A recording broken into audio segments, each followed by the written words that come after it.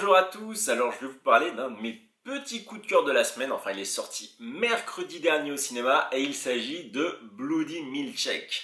Alors ce film action-thriller a été réalisé par l'Israélien Navot Papuchado. Alors dans Bloody Milkshake, on va retrouver Sam. Alors Sam, lorsqu'elle était encore une jeune fille, elle s'est fait abandonner par sa mère qui était une tueuse à gages. Et donc on va retrouver Sam plusieurs années plus tard, alors que cette dernière a grandi. Et il se trouve qu'elle va décider de suivre les traces de sa mère, et donc devenir une tueuse à gages.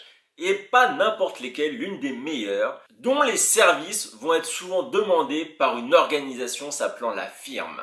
Et comme je vous ai dit, j'ai vraiment beaucoup aimé ce film, et il m'a séduit par son style qui est vraiment punchy. Il va souvent y avoir des scènes d'action et ces dernières vont être très bien faites, voilà, très dynamiques, bien cadrées. Il y a du mouvement, j'ai beaucoup aimé. Et voilà, comme je vous ai dit, elles vont arriver régulièrement. Et ça fait que ça dégage une énergie très prenante.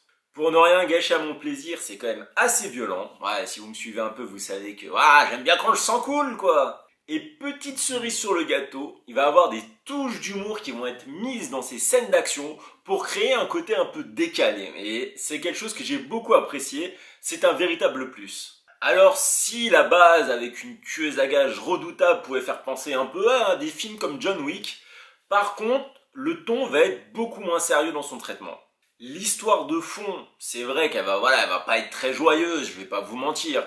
Mais en fait, le traitement des personnages va faire que tout de même, c'est difficile de ne pas avoir le sourire quand on voit l'évolution. Il va y avoir des personnages qui sont véritablement hauts en couleur, qui sont pétillants, et c'est vrai que ça va beaucoup dénoter avec le côté plus sérieux, et ça fait partie des atouts, des charmes de ce film justement. On est à la moitié, c'est le moment de cliquer sur le like et de vous abonner.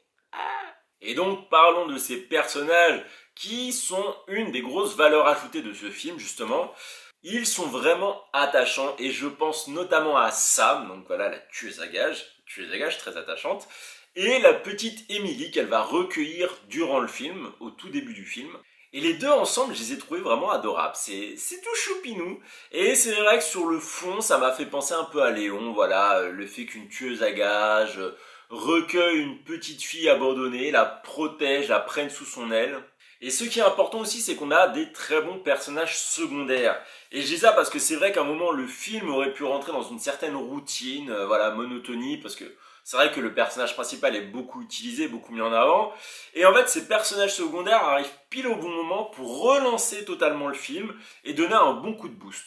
Alors la question qu'on aurait pu se poser, c'est est-ce que le film aurait été pareil sans Karen Gillan?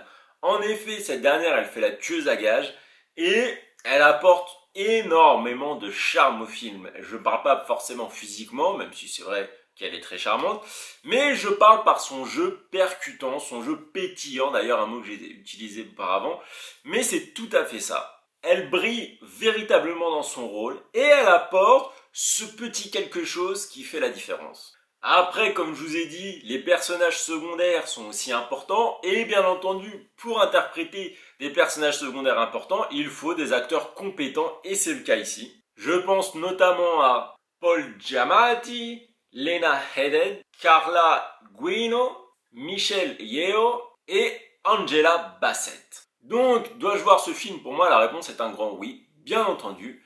Et sur ce, je vous dis à une prochaine fois pour une prochaine critique. Allez, salut!